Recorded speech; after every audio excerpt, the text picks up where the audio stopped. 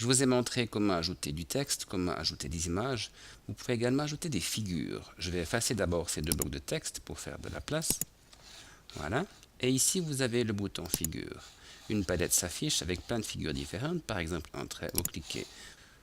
Pour modifier les extrémités, vous prenez les poignées comme ceci. Voilà. Pour le déplacer, vous le prenez au milieu de cette manière-là. Je l'efface. Vous avez également ici une flèche. Même chose, une extrémité pour déplacer la flèche, une autre pour l'autre côté, et puis au milieu pour la déplacer complètement. Je l'efface. Vous avez également des arcs de cercle.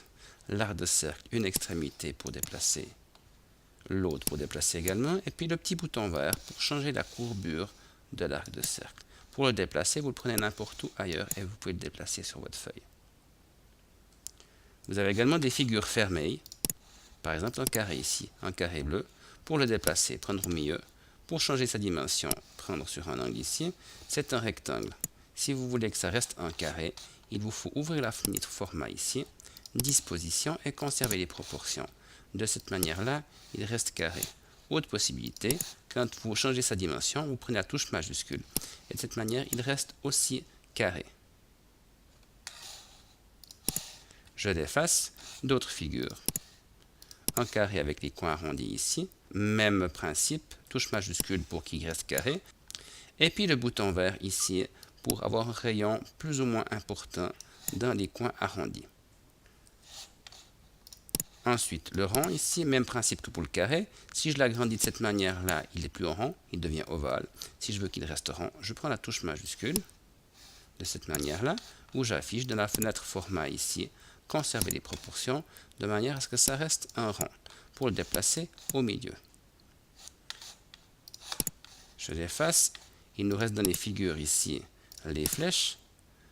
Pour agrandir les flèches ici, les poignées. Et puis pour la forme de la flèche ici, le petit point vert. Je peux régler l'épaisseur de la flèche et puis la grandeur de l'extrémité ici. Dans les figures encore, la double flèche, même principe. Voilà. L'épaisseur de la flèche, et puis la grandeur des extrémités, comme ceci. Il nous reste le losange ici. Même principe que le carré et le rond. Si je veux que ça reste un carré dans l'orientation de losange, je prends la touche majuscule. Sinon, ça devient un losange qui a des diagonales qui ne sont plus isométriques. Reste encore la bulle de parole ici. Vous pouvez changer l'endroit où vous voulez avoir le petit triangle ici, modifier sa taille et modifier le rayon des arrondis de cette manière-là. Reste dans les figures le polygone régulier. Je l'agrandis un petit peu. Là, c'est un pentagone. Mais si je fais tourner le petit point vert ici dans le sens des aiguilles d'une montre ou à l'envers, on multiplie le nombre de côtés tout en gardant un polygone régulier, triangle équilatéral, carré, pentagone, hexagone, heptagone, octogone, décagone, et c'est tout. Reste dans les figures l'étoile ici, même principe, je l'agrandis ici. Là, je peux modifier la taille des branches de l'étoile, et puis ici, le nombre de branches de l'étoile. Pour chacune de ces figures, bien entendu, vous pouvez formater le style. Je reprends par exemple une étoile ici, un petit peu plus grande. Voilà. J'ouvre la fenêtre format, style. Là, vous avez des styles prédéfinis. Mais vous pouvez simplement utiliser les paramètres qui se trouvent en bas. Ici, le remplissage, il est bleu. Moi, je préfère avoir un remplissage vert. Ou alors un remplissage vert avec un dégradé, par exemple. Ou alors la bordure. Là, il n'y a pas de bordure. Je peux mettre une ligne ici. Une ligne toute simple ici. Une ligne plus spécifique ici, par exemple.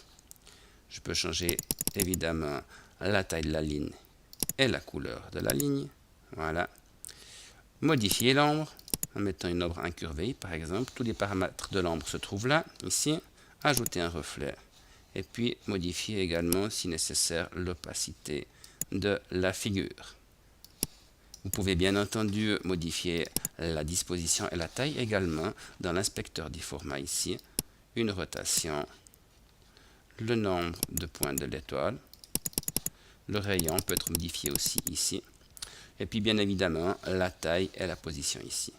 Si vous voulez garder une étoile qui soit régulière, il faut cocher conserver les proportions ou utiliser la touche majuscule comme je l'ai fait.